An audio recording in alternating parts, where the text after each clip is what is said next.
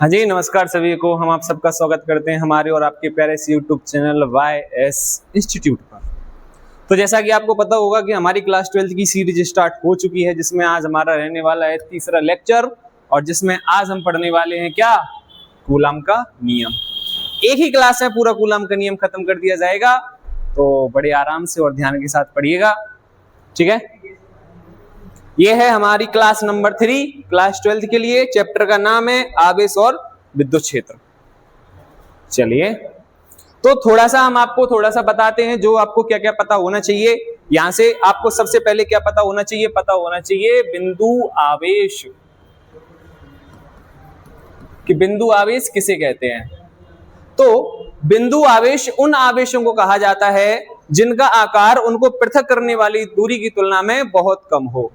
मान लीजिए हमारे पास दो वस्तुएं हैं और इन पर आवेश है। इस पर आवेश मान लीजिए Q1 है और इस पर आवेश है Q2 है, और ये दोनों वस्तुएं गोलाकार हैं। तो मान लीजिए इसकी त्रिज्या हमारी 1 मीटर है और इसकी त्रिज्या भी कितनी है, 1 मीटर। और इनके जो बीच की दूरी है, इनके बीच की दूरी मान लीजिए हमें दी है 100 मीटर। तो जैसा कि आप देख पा रहे हैं कि इनकी त्रिज्या 1 मीटर है और इनके बीच की दूरी 100 मीटर है। अगर कोई व्यक्ति इस 1 मीटर वाली को 100 मीटर की दूरी से देखेगा तो ये उसे बिंदु के जैसी दिखाई देगी। मान लीजिए हम और बढ़ा लेते हैं, 1000 मीटर यानी कि 1 किलोमीटर कर देते हैं। तो अब आप देखिए 1 किलोमीटर, दो आवेश है, दो वस्तुएं हैं, इनके बीच की दूरी 1 किलोमीटर है। तो अब आप जब यहां से देखेंगे तो आपको क्या लगेगा कि ये कैसी वस्तुएं हैं, बिंदु वस्तुएं हैं। तो ऐसे इन पर अगर आवेश है तो उसे क्या कहने लगेंगे, बिंदु आवेश। तो बिंदु आवेश उस आवेश को कहा जाता है जिनका आकार उनके बीच की दूरी की तुलना में कैसा हो, बहुत कम, यानी नगण्य। तो बिंदु आवेश ऐसे आवेश को कहा जाता है। एक बात बताना आप हमें, मान लीजिए वस्तुएं हैं, इनकी त्रिज्या 5 मीटर, इसकी भी त्रिज्या 5 मीटर, इनके बीच की दूरी 2 मीटर। अब बताओ क्या ये बिंदु वस्तु है? क्या इनके बीच में कूलाम बल लगेगा? नहीं। तो बिंदु वस्तुओं उन वस्तुओं को कहा जाता है जिनके बीच की दूरी उनके आकार की तुलना में क्या हो, बहुत कम। ठीक है, तो परिभाषा अगर आप लिखना चाहें तो आप लिख सकते हैं क्या, कि बिंदु आवेश उन आवेशों को कहा जाता है जिनका आकार उनको पृथक करने वाली दूरी की तुलना में नगण्य होता है। जिनका आकार उनको पृथक करने वाली दूरी की तुलना में क्या होता है, नगण्य होता है। ठीक है, ये पता होना चाहिए। दूसरा आपको यहां से पता होना चाहिए दोनों बलों की क्रिया रेखा। क्रिया रेखा क्या होती है? क्रिया रेखा का मतलब होता है जिस लाइन पर बल कार्य कर रहे हों। जैसे मान लीजिए एक वस्तु है, एक वस्तु को खींचा जा रहा है इस तरफ, F बल लगाया जा रहा है, तो इस बल की क्रिया रेखा क्या हो गई, ये वाली F1। मान लीजिए इस पे F2 फोर्स इधर लगाया जा रहा है, तो इस बल की क्रिया रेखा क्या हो गई, ये वाली। मान लीजिए F3 फोर्स इस तरफ लगाया जा रहा है, तो इस बल की क्रिया रेखा क्या हो गई, ये वाली। तो क्रिया रेखा उस लाइन को कहा जाता है जिस लाइन पर ये बल क्या कर रहे हो, कार्य कर रहे हो। तो आपको ये भी पता होना चाहिए दोनों बलों की क्रिया रेखा, यानी बल की क्रिया रेखा क्या होती है। तो जिस लाइन पर, जिस रेखा पर बल कार्य कर रहा होता है उसे क्या कहा जाता है, क्रिया रेखा कहा जाता है। ठीक है, ये बात आपको समझ में आ गई होगी। ठीक है, चलिए स्टार्ट करते हैं कूलाम का नियम। तो कूलाम का नियम क्या कहता है, ध्यान से देखिए। कूलाम का नियम हमें बताता है, इस नियम के अनुसार किन्हीं भी दो बिंदु आवेशों के मध्य लगने वाला आकर्षण या प्रतिकर्षण बल आवेशों के परिमाणों के गुणनफल के समानुपाती तथा उनके बीच की दूरी के वर्ग के व्युत्क्रमानुपाती होता है। ये तो ऊपर का कथन हो गया। क्या बताया कि यहां पर हमारे पास दो आवेश हैं, बिंदु आवेश, जिन पर परिमाण कितना है, Q1 और Q2। ठीक है, दोनों समान प्रकृति के हैं, तो कैसा बल लग रहा होगा, प्रतिकर्षण बल। इनके बीच की दूरी कितनी है, R। तो कूलाम का नियम क्या कहता है कि किन्हीं भी दो बिंदु आवेशों के मध्य लगने वाला आकर्षण या प्रतिकर्षण बल का मान, यानी बल हमने मान लिया कितना है, F है, आवेशों के परिमाणों के गुणनफल के, यानी आवेश के जो परिमाण है, तो इसका परिमाण Q1 है और उस दूसरे का परिमाण क्या है, Q2 है। आवेशों के परिमाणों के गुणनफल के समानुपाती और उनके बीच की दूरी के वर्ग के व्युत्क्रमानुपाती होता है। बीच की दूरी के वर्ग के कैसा होता है? व्युत्क्रमानुपाती होता है। जैसा कि आप देख पा रहे हैं यहां पर आपको दिखाई दे रहा होगा क्या कि ये भी f का मान है, ये भी f का मान है। अगर हम दोनों को एक साथ मिलाकर लिखेंगे तो क्या बन जाएगा? f समानुपाती q1 q2 बटे r स्क्वायर। और जैसे ही हम इस समानुपाती के चिन्ह को हटाते हैं तो क्या आता है? f बराबर k q1 q2 बटे r स्क्वायर। ठीक है, इसे हम कह रहे हैं समीकरण नंबर 3। तो माना कि दो बिंदु आवेश q1 और q2 हैं, इनके बीच की दूरी r है और इनके बीच में लगने वाला बल कितना है? f है। तो अगर इनके बीच में f बल लग रहा है तो हमने आवेशों के परिमाणों के गुणनफल के समानुपाती, परिमाण का मतलब होता है हमें ये मतलब नहीं है कि वो धनावेश है कि ऋणावेश है, हमें उनका परिमाण लेना, वैल्यू लेनी है कि 5 कूलम है, बस प्लस का है माइनस का उससे कोई मतलब नहीं है। तो q1 इंटू q2 समीकरण नंबर 1 q, और यहाँ पर समीकरण नंबर 2 कैसे बना? बीच की दूरी के वर्ग के व्युत्क्रमानुपाती। तो दोनों को जब हमने एक साथ मिला के लिखा तो यहाँ पर एक स्थिर वैद्युत बल नियतांक आ गया। k को क्या कहा जाता है? k को कहा जाता है स्थिर वैद्युत बल नियतांक। इसी को हम कूलाम बल नियतांक भी कहते हैं, स्थिर वैद्युत बल नियतांक। ठीक है, अच्छा इसका मान किस पर निर्भर करता है? तो इसका मान निर्भर करता है मापन की पद्धति और आवेशों के बीच के माध्यम पर। आवेशों के बीच के माध्यम पर, ये आपको पता होना चाहिए। ठीक है, नेक्स्ट है इसका SI मात्रक, जो कि आपसे पेपर में पूछा जाता है। तो इसका जो SI मात्रक होता है वो होता है न्यूटन मीटर स्क्वायर बटी कूलम स्क्वायर। कैसे बना? k को इस तरफ रहने दो, ये बल है, बल का r में गुणा हुआ तो मीटर का स्क्वायर, न्यूटन मीटर स्क्वायर, ये q1 q2 बटे में आएंगे तो कूलम इंटू कूलम, कूलम का स्क्वायर। इसे हिंदी में लिख देते हैं न्यूटन गुणा मीटर स्क्वायर बटे कूलम स्क्वायर। ठीक है, याद हो जाएगा। अच्छा एक बात और होती है इसमें कि यह बल दोनों आवेशों को जोड़ने वाली रेखा के अनुदिश कार्य करता है। जो ये बल है, कूलम बल है, यह दोनों आवेशों को जोड़ दे, तो ये आवेशों को जोड़ने वाली लाइन है, यह इसी लाइन ज्वाइनिंग पे काम कर रहा है।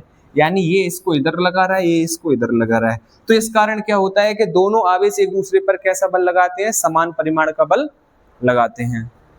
परिमाण समान होता है, दिशाएं विपरीत होती हैं। तो अगर मैं इस पर लगाए गए फोर्स और इस पर लगाए गए फोर्स दोनों को जोड़ दूं तो आंसर क्या आएगा? 0 आएगा। अर्थात यहां से हमें एक बात पता चली क्या कि कूलम के नियम में दोनों आवेशों पर लगने वाले बल को जब आप सदिश योग करोगे, जोड़ोगे, तो उसका कुल मान कितना निकल के आएगा? 0 निकल के आएगा। कितना आएगा? 0 निकल कर आएगा। ठीक है, अब यहां से थोड़ी सी हम आपसे क्या चर्चा करेंगे कि जो ये k का मान है ये मापन की पद्धति और आवेशों के बीच के माध्यम पर निर्भर करता है। तो बेसिकली आपको क्या पता होना चाहिए कि सबसे पहले हम क्या ले रहे हैं यहां पर? SI पद्धति। और SI पद्धति में भी कौन सा पार्ट ले रहे हैं? वायु या निर्वात के लिए। SI पद्धति में भी कौन सा है? वायु या निर्वात के लिए।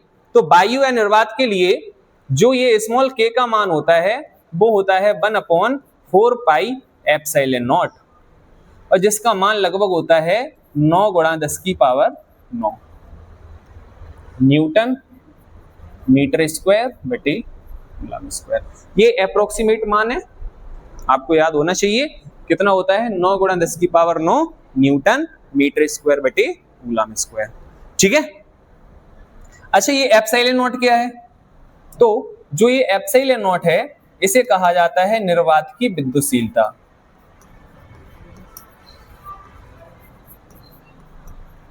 इसे क्या कहा जाता है? निर्वात की विद्युतशीलता। अब ये विद्युतशीलता क्या है? तो विद्युतशीलता एक तरीके का रेजिस्टेंस मान लो, रेजिस्टेंस समझ लो, जो अपने में से कितनी विद्युत क्षेत्र रेखाओं को पास होने दे रहा है। यानी विद्युतशीलता का मान जितना कम होगा उतना ही ज्यादा वो विद्युत क्षेत्र रेखाओं को अपने में से गुजरने देगा। ठीक है, अगर इसका मान बढ़ता चला जाएगा विद्युतशीलता का, तो हम क्या कह सकते हैं? क्या कह सकते हैं? अगर इस विद्युतशीलता का मान बढ़ रहा है तो वह विद्युत क्षेत्र रेखाओं को कम गुजरने देगा। तो वो एक तरीके का रेजिस्टेंस समझ लो, एक तरीके का प्रतिरोध समझ लो। इसका मान कितना होता है निर्वात के लिए? तो इसका मान होता है 8.854 गुणा 10⁻⁻12। इसका मात्रक क्या आएगा? तो जो स्थिर वैद्युत बल नियतांक का मात्रक है उसका उल्टा कर देंगे। क्यों सर उल्टा क्यों कर देंगे? जरा देखो, 4 पाई का तो कोई मात्रक है नहीं, एप्सिलॉन नॉट के का उल्टा है, तो क्या हो जाएगा? कूलम स्क्वायर बटे न्यूटन मीटर स्क्वायर। ठीक है, इतना याद हो जाएगा। क्लियर है? अब इसका मान उठा के समीकरण 1 में रखेंगे, समीकरण 3 से क्या आ जाएगा? F बराबर 1/4 pi epsilon not Q1 Q2 बटे R स्क्वायर। ये आ गया वायु और निर्वात के लिए। ये हो गया हमारा समीकरण नंबर 4। ठीक है, अब अन्य माध्यम के लिए,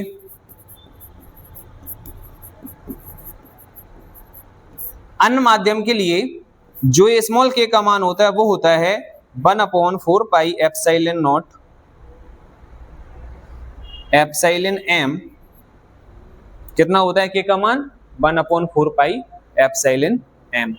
ठीक है, अगर इसका मान उठा के रखेंगे इसमें, तो f बराबर क्या आ जाएगा? f in medium 1/4 pi epsilon m Q1 Q2 बटे R स्क्वायर। ये हो गया हमारा समीकरण नंबर 5। ये हमने समीकरण नंबर 5 ऐसा क्यों बनाया? सर इतने ज्यादा समीकरण आप क्यों बना रहे हैं? तो इसकी एक पीछे की वजह है, बताते हैं। थोड़ा सा आपको यहां से एक चीज हम और बताते हैं। एक कंसेप्ट है जिसे कहा जाता है परावैद्युतांक। क्या कहा जाता है? परावैद्युतांक। तो परावैद्युतांक किसे कहते हैं? तो माध्यम की विद्युतशीलता, माध्यम की विद्युतशीलता व निर्वात की विद्युतशीलता के अनुपात को, माध्यम की विद्युतशीलता और निर्वात की विद्युतशीलता का जो अनुपात होता है उसी को क्या कहा जाता है? परावैद्युतांक कहा जाता है। इसे किससे प्रदर्शित करते हैं? इसे कैपिटल के से प्रदर्शित किया जाता है। कैपिटल के बराबर माध्यम की विद्युतशीलता एप्सिलॉन m और निर्वात की विद्युतशीलता एप्सिलॉन नॉट। कैसे समझेंगे? माध्यम की विद्युतशीलता और निर्वात की विद्युतशीलता के अनुपात को क्या कहा जाता है? परावैद्युतांक। क्या कहा जाता है? परावैद्युतांक। परावैद्युतांक को कैपिटल के से प्रदर्शित करते हैं। कैपिटल के बराबर एप्सिलॉन m बटे एप्सिलॉन नॉट। तो यहां से एप्सिलॉन m का मान क्या आ गया? एप्सिलॉन नॉट इंटू के। क्या आ गया? एप्सिलॉन नॉट इंटू के। बेटा लोग, बच्चा लोग, यहां से आपको एक चीज और पता होना चाहिए। क्या? के बारे में, के एक विमाहीन व मात्रकहीन राशि है। मात्रकहीन राशि है। ठीक है, अगला पॉइंट, इसका मान कभी 1 से छोटा नहीं हो सकता।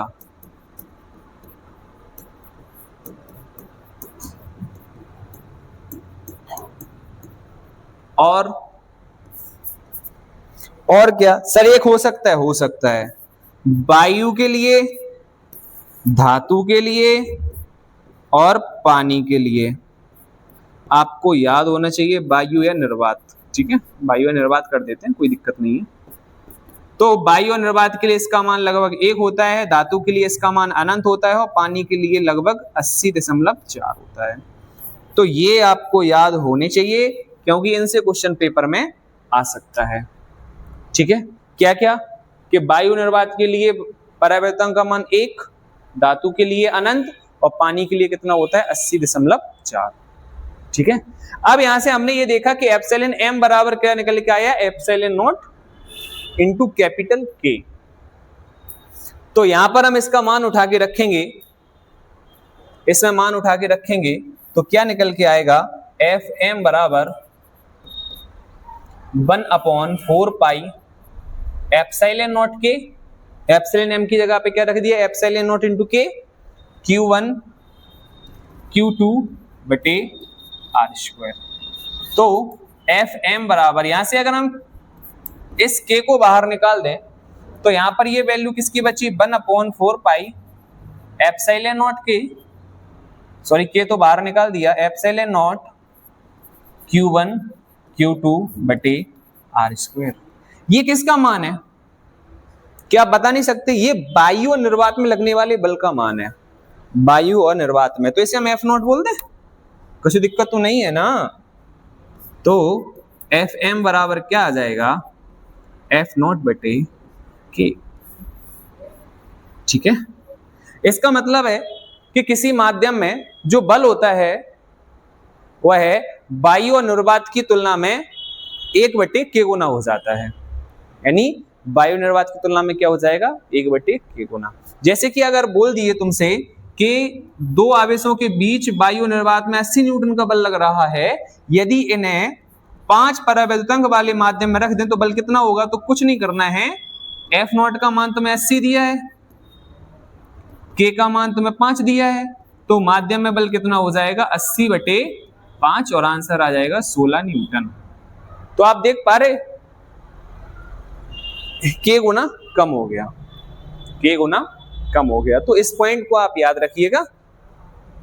ठीक है, और बात करें सीजीएस पद्धति में, सीजीएस पद्धति के लिए बेसिकली ज्यादा इंपॉर्टेंट तो है नहीं, बस हम तुम्हें थोड़ा सा बता देते हैं कि सीजीएस पद्धति में जो इस ये के का मान है वो एसआई पद्धति में, तो सॉरी सीजीएस पद्धति में वायु निर्वात के लिए 1 होता है, वायु निर्वात के लिए कितना होता है, 1 होता है के का मान, और क्या हो जाएगा, के बराबर 1 डाइन सेंटीमीटर स्क्वायर बटे स्टेट कूलाम स्क्वायर, ये मान है। तो पेपर में यहां से क्वेश्चन बस इतना आ सकता है कि सीजीएस पद्धति में स्थिर वैद्युत बल नियतांक का मान कितना होता है, तो आप बता नहीं सकते कितना होता है, 1। ठीक है, इतना ही याद रखना है और कुछ ज्यादा खास याद नहीं रखना है इसके बारे में, है ना। सीजीएस पद्धति में बल कितना आ जाएगा, के की जगह पे 1 रखेंगे तो Q1 Q2 बटे आर स्क्वायर, बस इतना सा। ठीक है, आप इसे अच्छे से समझिएगा, कहीं अगर आपको दिक्कत आ जाती तो आप कमेंट में बताइएगा, है ना। देखो नेक्स्ट, यहां से आपको क्या समझना है, एक कूलाम क्यों परिभाषित किया गया है, एक कूलाम को कैसे परिभाषित किया है, तो देखो ध्यान से, एक कूलाम आवेश वह आवेश होता है जो निर्वात में अपने से 1 मीटर दूरी पर रखे समान परिमाण के सजातीय आवेश को 9 × 10⁻9 न्यूटन बल से क्या करता है, प्रतिकर्षित करता है, जबकि दोनों आवेश बिंदु आवेश हैं। यानी कि ये कहना ये चाह रहे हैं सर कि जो Q1 और Q2 है वो 1 कूलाम कब होगा, जब दूरी कितनी हो, 1 मीटर। अगर हम इन दोनों को इस समीकरण में उठा के रख दें वायु और निर्वात वाले में, तो आप देखेंगे कि के का मान हमें पता है 9 × 10⁻9 होता है Q1 Q2 बटे आर स्क्वायर। तो यहां से मान उठा के रखेंगे, के का मान क्या आ जाएगा 9 × 10⁻9, Q1 Q2 1, आर का मान 1 का स्क्वायर, तो यहां से आ गया 9 × 10⁻9 न्यूटन। यानी कि Q1 और Q2 1 कूलाम कब होगा, जब वह एक दूसरे को 9 गुणा 10 की पावर 9 न्यूटन के बल से प्रतिकर्षित करें। कब? जब वह एक दूसरे से 1 मीटर की दूरी पर स्थित हो। ठीक है। कूलाम के नियम का सदिश रूप, ये पेपर में 1 नंबर का क्वेश्चन आ सकता है। तो कूलाम के नियम का सदिश रूप क्या होता है? तो F बराबर 1/4 पाई एप्सिलॉन नॉट के Q1 Q2 बटे R स्क्वायर। इसका सदिश रूप बताना है, तो यानी इसके ऊपर सदिश आएगा। अब बात यह आई कि सर इसमें तो हमें कोई सदिश राशि दिख ही नहीं रही जिसके ऊपर हम वेक्टर साइन लगाएं। तो हमने कहा एक बात याद करो बेटा, आपने एक चीज पढ़ी थी, एकांक सदिश। क्या पढ़ा था? एकांक सदिश। एकांक सदिश बराबर क्या होता है? एकांक सदिश बराबर होता है बेटा दिया गया सदिश बटे उस सदिश का परिमाण, यानी जो सदिश दिया गया है वो और उसका परिमाण। अब चूंकि हमें यहां पर क्या चाहिए?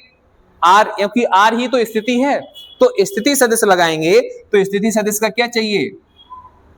एकांक सदिश।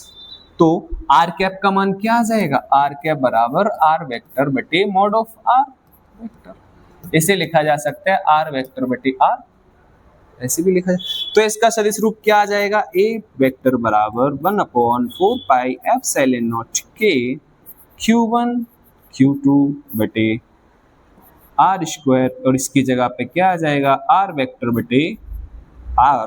तो एफ वेक्टर बराबर क्या आ गया? 1/4 पाई एप्सिलॉन नॉट के Q1 Q2 बटे आर स्क्वायर। ठीक है। और ये सदिश यहाँ पे आर क्यूब हो जाएगा। तो ये इसका सदिश रूप हो गया। ये पेपर में 1 नंबर में पूछा जाएगा आपसे कि कूलाम के नियम का सदिश रूप बताओ। तो ये है कूलाम के नियम का सदिश रूप। ठीक है। कूलाम के नियम की सीमाएं, कूलाम के नियम की सीमाएं 2 याद रखिएगा। यह नियम केवल बिंदु आवेशों के लिए सत्य है, ठीक है, लेकिन वो बिंदु आवेश कैसे होने चाहिए? स्थिर। कैसे होने चाहिए? स्थिर। क्या यही बात सत्य है कि दोनों स्थिर होंगे तभी ये बल लगेगा? तो उत्तर है नहीं। क्यों? क्योंकि मान लीजिए 2 आवेश हैं, एक स्थिर है दूसरा भी स्थिर है, तो ये बल लगेगा? हाँ। एक स्थिर है और एक गति कर रहा है, जैसे परमाणु के अंदर, तो क्या ये बल लगेगा? उत्तर है हाँ। और मान लो दोनों गति कर रहे हो, तो क्या ये बल लगेगा? नहीं।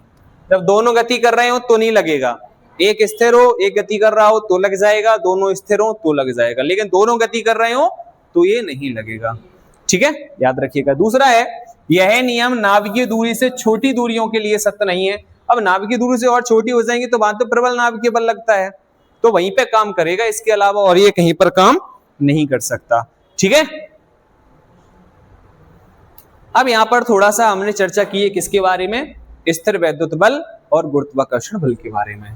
तो यहां पर स्थिर वैद्युत बल क्या निकल के आता है? F के Q1 Q2 बटे आर स्क्वायर, और ये क्या निकल के आता है? F बराबर G M1 M2 बटे आर स्क्वायर। यह नियम व्युत्क्रम वर्ग के नियम का पालन करता है। व्युत्क्रम वर्ग का नियम क्या होता है? दूरी के वर्ग का व्युत्क्रम। तो देखो बटे में आर स्क्वायर है, वर्ग का व्युत्क्रम है, इसमें भी व्युत्क्रम है, तो दोनों व्युत्क्रम वर्ग के नियम का क्या करते हैं? पालन करते हैं। ठीक है। यह बल न्यूटन की गति के तृतीय नियम का पालन करता है, यानी एक आवेश दूसरे पर जितना बल लगाता है दूसरा भी पहले पर उतना ही बल लगाता है। यह बल भी न्यूटन की गति के तृतीय नियम का पालन करता है, यानी कि एक पिंड दूसरे पिंड पर जितना बल लगाता है दूसरा पिंड भी पहले पिंड पर उतना ही बल लगाएगा। ठीक है। यह बल आकर्षण और प्रतिकर्षण, क्योंकि 2 आवेशों के मध्य लगने वाला बल आकर्षण और प्रतिकर्षण दोनों प्रकृति का हो सकता है, लेकिन यह बल केवल आकर्षण प्रकृति का होता है, क्योंकि 2 पिंड हमेशा एक दूसरे को आकर्षित ही करते हैं, कभी प्रतिकर्षित नहीं कर सकते। यह बल गुरुत्वाकर्षण बल से प्रबल होता है। यह बल गुरुत्वाकर्षण बल से क्या होता है? प्रबल होता है। बोले सर कैसे? आप एक बात समझो कि पेंसिल वगैरह लेकर भी आप बालों से रगड़कर कागज के टुकड़ों को खींच लेते हो थोड़े से बल से, है ना, लेकिन गुरुत्वाकर्षण बल तो बहुत ताकतवर होना चाहिए था, भी कागज के टुकड़े उठने ही नहीं चाहिए थे, लेकिन वो कागज के टुकड़े उठ गए ना, तो इसका मतलब है ये प्रबल है। ये कैसा है, उससे दुर्बल है। यह बल आवेशों के बीच के माध्यम तथा मापन की प्रकृति पर निर्भर करता है, यानी मापन कैसे किया गया है निर्भर करता है, यानी के का मान परिवर्तित हो जाता है लेकिन जी परिवर्तित नहीं होता, अर्थात ये डिपेंड नहीं करता मापन की पद्धति पर और पिंडों के बीच के माध्यम पर। ये जहां लग रहा होगा हमेशा उतना ही लगता रहेगा, है ना। अध्यारोपण का सिद्धांत, अध्यारोपण का सिद्धांत क्या कहता है कि अध्यारोपण का सिद्धांत कहता है कि अनेक आवेशों के निकाय में किन्हीं दो आवेशों के बीच कार्यरत विद्युत बल का मान अन्य आवेशों की उपस्थिति के कारण प्रभावित नहीं होता है। यानी जो ये स्थिर विद्युत बल लगता है दो आवेशों के बीच, वो है, और कोई आवेश कितने भी रखे रहे उसके पास, उससे प्रभावित नहीं होगा। किसी एक आवेश पर बल अन्य आवेशों के कारण परिणामी बल का मान उन सभी बलों के सदस्यों के बराबर होता है। यानी कि कहने का मतलब है कि एफ नेट बराबर क्या आएगा, F1 vector plus F2 vector plus F3 vector dot dot dot F। ठीक है, और ज्यादा विस्तार से इसे समझाएंगे कब, जब इसके सवाल करवाएंगे।